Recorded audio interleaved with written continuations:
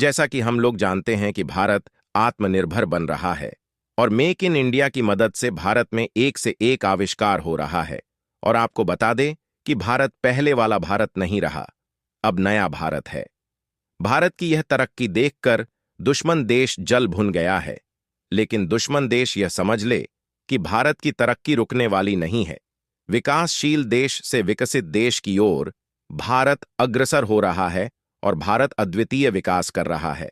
और दोस्तों, अभी जो मैं बात बताने जा रहा हूं, शायद आप बात सुनकर चौंक जाएंगे, लेकिन यह बात बिल्कुल सही है कि डीआरडीओ ने एक ऐसा बम का आविष्कार किया है जो सुखोई विमान में लगाया जाएगा और वह छूटने के बाद वह पहले ब्लास्ट नहीं करेगा। वह जब तक अपने टारगेट तक नहीं पहुंचेगा तब तक वह ब्लास्ट नहीं करेगा और टारगेट पर पहुंचते ही वह ब्लास्ट करेगा। इस बम में जीपीएस लगा होता है और इसकी मदद से दुश्मन का ठिकाना को ट्रेस करता है। उसके बाद दुश्मन को ट्रेस करने के बाद वहीं पर ही गिरता है और उसके बाद यह ब्लास्ट हो जाता है और दुश्मन के ठिकाने को नष्ट कर देता है। डीआरडीओ का यह आविष्कार भारत की गर्व की बात है और यह मेक इन इंडिया का जलवा है कि भारत एक से बढ़कर एक हथियार का आविष्कार कर रहा है। पहले छोटी सी छोटी वस्तु के लिए हम लोग दूसरे देश पर निर्भर रहते थे, लेकिन आज मेक इन इंडिया की मदद से भारत अपने देश में खुद आविष्कार करता है और दूसरे देश में निर्यात करता है। और मेक इन इंडिया की मदद से भारत की तरक्की पूरे विदेश में परचम लहरा रहा है और भारत की विकास देखकर पड़ोसी देश में हलचल मची हुई है। लेकिन दोस्तों, भारत की तरक्की रुकने वाली नहीं है। यह भारत की कूटनीति का नतीजा है जो भारत आज 5वीं अर्थव्यवस्था वाला देश बन गया है और आने वाले समय में भारत तीसरी अर्थव्यवस्था वाला भी देश बन जाएगा। तो दोस्तों, पूरा अपडेट क्या है इस वीडियो में जानते हैं।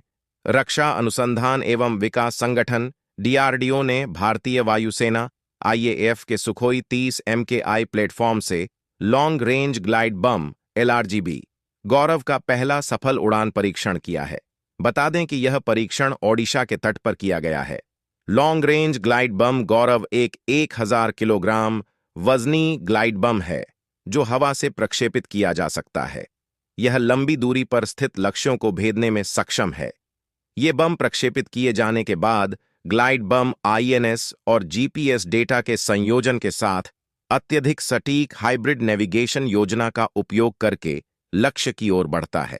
उसके लिए आगे बढ़ने से पहले इस वीडियो को एक लाइक करके चैनल को सब्सक्राइब जरूर कर लीजिए, क्योंकि यह आपके लिए 1 सेकंड का काम है, लेकिन इससे हमारी काफी बड़ी मदद होती है।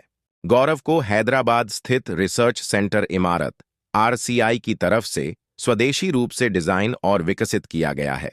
वहीं अपने पहले उड़ान परीक्षण के दौरान ग्लाइड बम ने लॉन्ग व्हीलर द्वीप पर स्थापित लक्ष्य को सटीकता के साथ भेद दिया। इस परीक्षण प्रक्षेपण के दौरान संपूर्ण उड़ान डेटा को तटरेखा के साथ एकीकृत परीक्षण रेंज की तरफ से तैनात टेलीमेट्री और इलेक्ट्रो ऑप्टिकल ट्रैकिंग सिस्टम की तरफ से कैप्चर किया गया।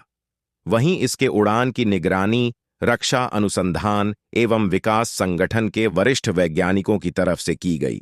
वहीं विकास सह उत्पादन साझेदार अदानी डिफेंस और भारत फोर्ज ने भी उड़ान परीक्षण के दौरान भाग लिया।